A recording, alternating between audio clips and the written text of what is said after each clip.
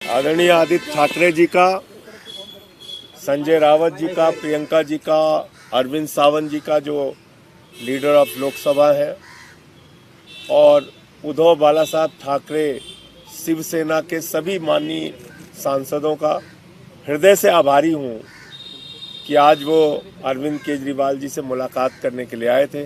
इनके प्रदेश अध्यक्ष मंगत राम मुंडे जी भी थे, और ये बहुत अच्छी बात है कि परिणाम की चिंता किए बगैर रिश्तों की बुनियाद मजबूत रहेगी, इसका भरोसा आदित्य ठाकरे जी ने और सभी साथियों ने दिलाया। और इस रिश्ते की मजबूती के साथ हम लोग आगे बढ़ेंगे, देश के लिए काम करेंगे। जो फैसला जनता ने दिया है और जो गड़बड़ियां हुई हैं उस पर भी बातचीत हुई, और आगे इसको लेके हम लोग क्या कर सकते हैं उसकी रणनीति बना रहे हैं। आज अरविंद केजरीवाल साहब से मुलाकात हुई और शिवसेना उद्धव बाला साहब ठाकरे पार्टी के जो मन में है, जो दिल में है, वो साफ बात है कि सरकारें आते जाते रहती है, फिर आएगी, लेकिन रिश्ता तो ऐसे ही चलता रहेगा। और यही कहने हम आए थे।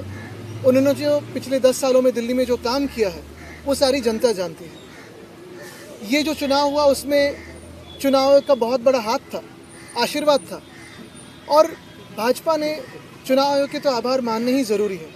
लेकिन यही बात है, कल जैसे मेरी राहुल जी से बात हुई, आज अरविंद जी से बात हुई, कि इंडिया गठबंधन हो या फिर हम सारी पार्टीज़ हो, कहीं ना कहीं हमें ये सोचना ज़रूरी है कि अभी अगला स्टेप क्या है, क्योंकि हमारी डेमोक्रेसी फ्री एंड फेयर नहीं रही है, इलेक्शंस फ्री एंड फेयर नहीं रहे। तो लड़ते तो रहेंगे, देश के हित में लड़ते रहेंगे।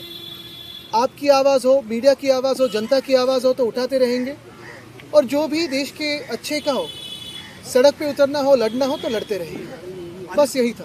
लेकिन आपको नहीं लगता जो आपसी कन्फ्लिक्ट था उसका नुकसान भी जो है हुआ है, और दोनों ही पक्षों की तरफ? देखिए, काफ़ी सारी इसकी एनालिसिस हो सकती है, होगी भी, दोनों पार्टियां अपनी अपनी एनालिसिस रखेगी, लेकिन हमारी तरफ से जो रिश्ता है वो रहेगा, जो दोस्ती है वो तो रहेगी। इसके आगे मैं कहना चाहता हूँ कि जो काफ़ी सारी जगहों में वोट्स काटे गए थे, जो वोट्स डिलीट हुए थे, उस पर भी कभी ना कभी विचार करना ज़रूरी है, क्योंकि वो वोटिंग का अधिकार लोगों से छीना गया था, वो चुनाव आयोग ने छीना है, तो उस पर भी विचार विमर्श होना ज़रूरी है। आदित्य जी, क्या इस इशू पे, वोटर डिलीशन एडिशन पे आपकी कोई चर्चा हुई दिल्ली महाराष्ट्र दोनों को लेके? देखिए, आज तो कर्टसी कॉल था, आज तो यही कहने आए थे कि रिश्ता तो ये जारी रहेगा।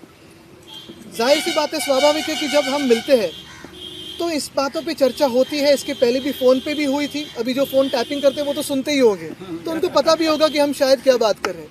लेकिन हमने ये भी कहा है कि इस पर स्टडी करके जो हम प्रश्न चिन्ह उठा रहे हैं, जैसे महाराष्ट्र में 47 लाख वोटर्स कहाँ से बढ़े हैं, 76 लाख वोट्स आखिरी समय के बाद किसने वोटिंग किया है, इसकी कोई वीडियो फुटेज है क्या, टोकन्स है क्या? चुनाव आयोग इस पर बात करने के लिए बिल्कुल तैयार नहीं है।